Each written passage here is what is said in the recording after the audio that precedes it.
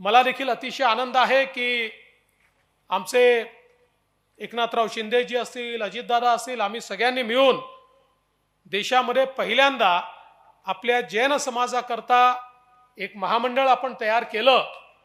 आता हे महामंडळ नवीन आहे, त्याच्यामध्ये काही सुधारणा आपण सुचवलेल्या आहेत, त्यातले काही नवीन कार्यक्रम झाले पाहिजेत, त्यातनं काही नवीन योजना झाल्या पाहिजेत, आमच्या नव्या पिढीला त्या ठिकाणी व्यवसायाच्या दृष्टीनं काही नवीन अशा प्रकारच्या योजना मिळाल्या पाहिजेत।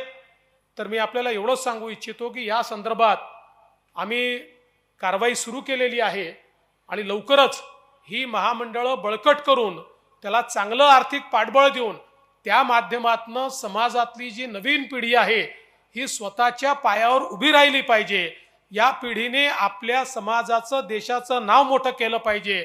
आणि अर्थातच जैन समाजामध्ये जे सातत्याने सांगितलं जातं, लर्न, अर्न आणि रिटर्न, म्हणजे शिका, कमवा आणि समाजाला परत करा, तशा पद्धतीनं परत करण्याकरता एक मजबूत पिढी उभं करण्याचं काम या महामंडळाच्या माध्यमातून आपल्याला कसं करता येईल हा प्रयत्न आमचा निश्चितपणे असेल। मी आज या महोत्सवाला अतिशय मनापासून शुभेच्छा देतो। त्यासोबत आपण अलमट्टीचे, पुराचे जे प्रश्न मांडलेले आहेत त्याच्यावर पूर्णपणे लक्ष ठेवून आम्ही आहोत। त्याची समिती आपण तयार केलेली आहे, त्या समितीचं काम अंतिम टप्प्यामध्ये आहे। सगळा स्टडी करून आवश्यकता असेल तर त्यामध्ये सुप्रीम कोर्टापर्यंत जाण्याची तयारी देखील आपण करून ठेवलेली आहे।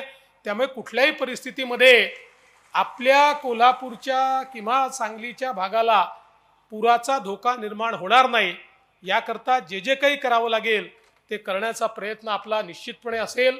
मी आज या निमित्ताने पुन्हा एकदा या ठिकाणी जो आपला जनसागर आलेला आहे, आमच्या माता भगिनी आहेत, आमचे जे सगळे बंधू आहेत, या सगळ्यांना नमन करतो। आणि विशेषतः या ठिकाणी परमपूजनीय आचार्य विशुद्ध सागरजी महाराज आणि परमपूजनीय जगद्गुरू भट्टारक महास्वामीजी या दोघांसोबत मंचावर उपस्थित सर्व मुनिजनांचे आशीर्वाद घेतो। त्यांना एवढीच विनंती करतो की जनतेने आम्हाला मोठा आशीर्वाद दिलाय, पण जेव्हा मोठा आशीर्वाद मिळतो त्यावेळी जबाबदारी देखील मोठी असते। आणि अनेक वेळा या मार्गाने चालत असताना व्यक्ती किंवा राजसत्ता ही भटकण्याचे बरेच प्रसंग असतात। आपला आशीर्वाद आमच्या पाठीशी असू द्या।